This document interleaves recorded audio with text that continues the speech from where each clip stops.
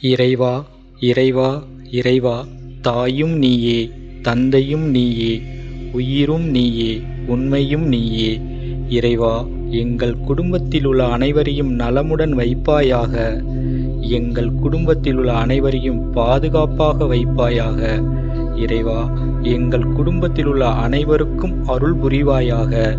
இறைவா, எங்கள் குடும்பத்திலுள்ள அனைவரும் மிகுந்த தைரியத்தை தந்து அருள் தருவாயாக.